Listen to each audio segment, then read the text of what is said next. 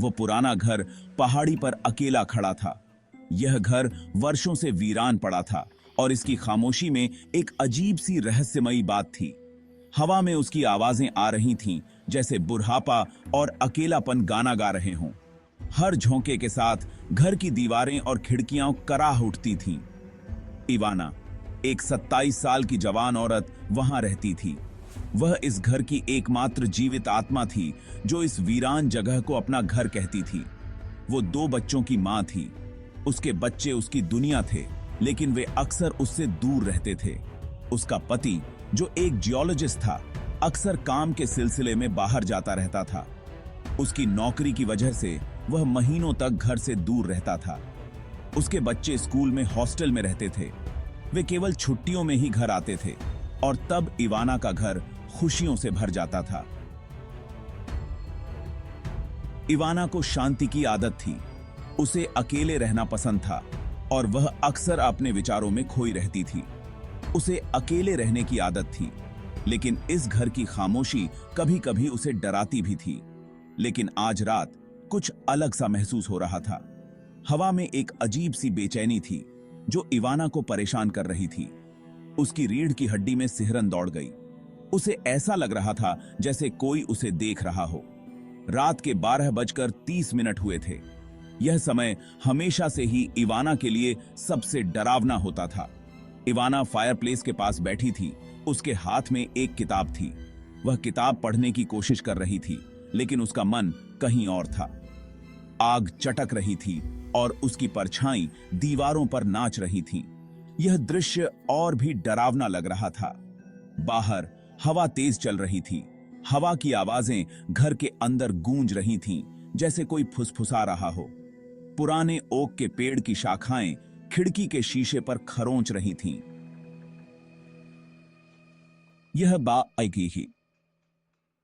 यह आवाज इवाना के दिल की धड़कन को और तेज कर रही थी। ऐसा लग रहा था जैसे कोई नाखूनों से अंदर आने की कोशिश कर रहा हो। इवाना ने अपने आप को शांत करने की कोशिश की। इवाना ने अपनी किताब पर ध्यान केंद्रित करने की कोशिश की। वह अपने डर को नजरअंदाज करना चाहती थी। उसने अपने दिल में बढ़ती बेचैनी को नजरअंदाज करने की कोशिश की, लेकिन उसका मन बार-बार उस अजीब सी आवाज की ओर जा रहा था। लेकिन घर का सिलसिला उस आवाज से टूट गया जिससे उसे डर लगता था। यह आवाज इतनी तेज थी कि इवाना का दिल धड़क उठा। दस्तक। यह आवाज दरवाजे से आई थी। इवाना ने सोचा, इस समय कौन आ सकता है? उसने अपनी किताब नीचे रख दी। उसका दिल जोर से धड़क रहा था। इस समय कौन आएगा? क्या यह कोई अजनबी है या फिर कोई और? उसका पति तो बाहर गया हुआ था। वह जानती थी कि वह अभी कई दिनों तक वापस नहीं आएगा। उसके बच्चे मीलों दूर अपने हॉस्टल में सो रहे थे। वे इस समय गहरी नींद में होंगे। वह सावधानी से दरवाजे की ओर चल पड़ी। उसका हर कदम डर से भरा हुआ था। उसके मन में कई सवाल उठ रहे थे, लेकिन वह जानना चाहती थी कि दरवाजे के पीछे कौन है। इवाना ने पीप होल से झांका। उसके दरवाजे पर एक छोटी बच्ची खड़ी थी जो 8 साल से ज्यादा की नहीं होगी। उसकी बड़ी-बड़ी मिन्नतें करती हुई आंखें थीं और उसने एक पतली सफेद ड्रेस पहनी हुई थी। बच्ची ठंडी रात में कांप रही थी। इवाना झिझकी।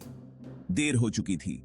एक बच्ची के लिए अकेले बाहर रहने के लिए बहुत देर हो चुकी थी, लेकिन बच्ची इतनी गुमसुम, इतनी बेबस लग रही थी। इवाना खुद को उसे भगाने के लिए मजबूर नहीं कर सकी। उसने सावधानी से दरवाजा खोला, चेन लैच लगाकर। हेलो, उसने पूछा। उसकी आवाज थोड़ी कांप रही थी। क्या मैं आपकी मदद कर सकती हूं? बच्ची ने इवाना की तरफ देखा। उसकी आंखें आंसुओं से भर गईं। मैं खो गई हूं, उसने फुसफुसाते हुए कहा। क्या मैं अंदर आ सकती हूं? मुझे बहुत ठंड लग रही है और प्यास भी लगी है। हवा के ऊपर उसकी आवाज मुश्किल से सुनाई दे रही थी, लेकिन उसमें एक अजीब सी जल्दी थी जिसे इवाना नजरअंदाज नहीं कर सकी। अथादी थी। उस छोटी बच्ची के लिए इवाना का दिल दया से पिघल गया। उसने चेन लैच खोला और दरवाजा और चौड़ा कर दिया। बाहर ठंडी हवा चल रही थी और बच्ची के कपड़े गीले थे, मानो वह बारिश में भीग गई हो। अंदर आ जाओ डियर, उसने कहा, बच्ची को अंदर बुलाते हुए। इवाना ने उसके चेहरे पर एक हल्की मुस्कान देखी, लेकिन उसकी आंखों में एक अजीब सी चमक थी। बच्ची इवाना के पास से खिसक गई। उसका छोटा सा हाथ इवाना के हाथ के सामने ठंडा और नम था। उसकी उंगलियां बर्फ जैसी ठंडी थीं, मानो वह बहुत देर से बाहर खड़ी हो। इवाना ने उसके पीछे दरवाजा बंद कर लिया। उसे बेचैनी महसूस हो रही थी। उसने सोचा कि शायद बच्ची को कुछ गर्म कपड़े दे दे, लेकिन कुछ उसे रोक रहा था। बच्ची में कुछ अजीब था। उसकी उपस्थिति में एक अजीब सी ठंडक थी जो इवाना को असहज कर रही थी। उसकी आंखों में कुछ था। वे आंखें मानो इवाना की आत्मा को भेद रही थीं। उनमें एक गहरी उदासी और रहस्य छिपा था। उसके चलने के तरीके में कुछ था। वह धीरे धीरे, लगभग बिना आवाज के चल रही थी, मानो उसके कदम जमीन को छू ही नहीं रहे हों। तुम्हारा नाम क्या है, स्वीटहार्ट? इवाना ने बच्ची को रसोई की तरफ ले जाते हुए पूछा। उसने सोचा कि शायद बच्ची को कुछ खाने पीने की चीज चाहिए होगी। बच्ची ने कोई जवाब नहीं दिया। वह बस चुपचाप खड़ी रही। उसकी आंखें इवाना के सवालों का कोई जवाब नहीं दे रही थीं। वह बस आगे घूर रही थी। उसकी आंखें दूरी में किसी अनदेखी जगह पर टिकी हुई थीं, मानो वह किसी और दुनिया में खोई हुई हो। इवाना ने उसके लिए एक गिलास पानी डाला। हर पल गुजरने के साथ उसकी बेचैनी बढ़ती जा रही थी। उसने सोचा कि शायद पानी पीने से बच्ची कुछ बोलेगी। बच्ची ने गिलास पकड़ा। उसकी उंगलियां मुश्किल से इवाना के हाथों को छू रही थीं। उसकी उंगलियों का स्पर्श इतना हल्का था कि इवाना को लगा मानो वह एक परछाई को छू रही हो। उसने जल्दी जल्दी पानी पिया, फिर गिलास को आवाज करते हुए काउंटर पर रख दिया। उसकी प्यास इतनी तेज थी कि इवाना को लगा मानो उसने कई दिनों से कुछ नहीं पिया हो। थैंक यू, उसने फुसफुसाते हुए कहा। उसकी आवाज मुश्किल से सुनाई दे रही थी। उसकी आवाज में एक अजीब सी गूंज थी जो इवाना के कानों में गूंजती रही। फिर बिना किसी चेतावनी के वह मुड़ी और गायब हो गई। इवाना ने अपनी आंखों पर विश्वास नहीं किया। वह स्तब्ध रह गई। एक पल वह वहां थी, अगले ही पल वह चली गई, मानो वह हवा में घुल गई हो। उसकी उपस्थिति का कोई निशान नहीं बचा, मानो वह कभी थी ही नहीं। इवाना ने चारों ओर देखा, लेकिन बच्ची का कोई सुराग नहीं मिला। वह सोचने लगी कि क्या यह सब उसकी कल्पना थी। इवाना उस खाली जगह को घूर रही थी जहां बच्ची खड़ी थी। वह जगह अब खाली थी, लेकिन कुछ देर पहले वहां एक छोटी बच्ची खड़ी थी जो अब गायब हो चुकी थी। उसका दिल उसकी छाती में जोर से धड़क रहा था। ऐसा लग रहा था जैसे उसका दिल उसकी छाती से बाहर निकलने की कोशिश कर रहा हो। वह चारों ओर घूम गई, रसोई के हर कोने को देख रही थी। हर जगह उसने देखा, लेकिन बच्ची कहीं नहीं दिखी। बच्ची कहीं नहीं जा सकती थी। रसोई का दरवाजा बंद था और खिड़कियां भी बंद थीं। हेलो, इवाना चिल्लाई। उसकी आवाज सन्नाटे में गूंज रही थी। कोई जवाब नहीं था। उसकी आवाज घर की दीवारों से टकराकर वापस आ रही थी। बस बाहर हवा के चलने की आवाज और पुराने घर के चरमराने की आवाज आ रही थी। यह आवाजें और भी डरावनी लग रही थीं। इवाना ने खुद से कहा कि यह सिर्फ उसका वहम था। उसने खुद को समझाने की कोशिश की कि उसने जो देखा वह उसकी कल्पना मात्र थी। वह जरूर ज्यादा थकी हुई होगी जितना उसे एहसास था। शायद उसकी थकान ने उसकी आंखों को धोखा दिया था। वह अपनी नसों को अपने ऊपर हावी होने दे रही थी। उसकी नसें जैसे बर्फ की तरह ठंडी हो गई थीं, लेकिन अंदर ही अंदर उसके पेट के नीचे एक ठंडा डर बैठ गया। यह डर उसकी हड्डियों तक पहुंच गया था। वह इस एहसास को दूर नहीं कर सकी कि कुछ बहुत गलत था।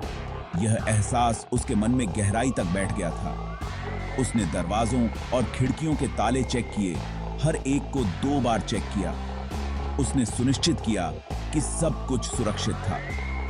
फिर वह ऊपर चली गई। उसका हाथ सहारे के लिए दीवार पर टिका हुआ था। सीढ़ियां चढ़ते समय उसके पैर कांप रहे थे। दालान में अंधेरा था। सिर्फ दालान के अंत में खिड़की से चांद की रोशनी आ रही थी।